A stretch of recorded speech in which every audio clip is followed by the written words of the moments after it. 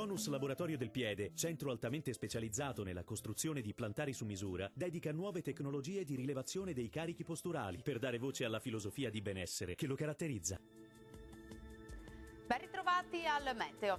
Peggiora nuovamente il tempo, una nuova perturbazione sarà responsabile di qualche pioggia che bagnerà le nostre regioni nel corso di domenica, ma vediamo la situazione nel dettaglio.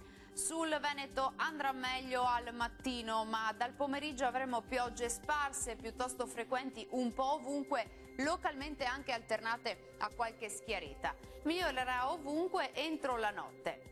Temperature minime tra 4 e 9 gradi, massime stazionarie tra 12 e 15 gradi.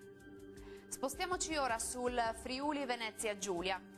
La giornata risulterà ancora perturbata, specie a partire dal pomeriggio, dove avremo precipitazioni diffuse un po' su tutti i settori. Temperature minime tra 4 e 9 gradi, massime oscillanti invece tra 12 e 15 gradi.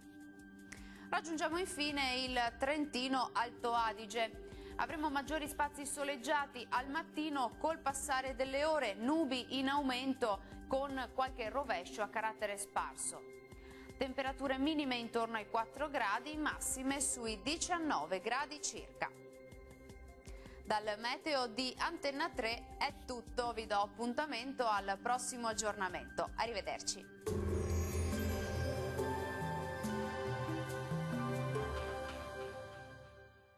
Tonus è il miglior negozio di calzature moda comoda. Qui troverete il più vasto assortimento di calzature Fratelli Tomasi. Eleganza e comodità, perché camminare è vivere.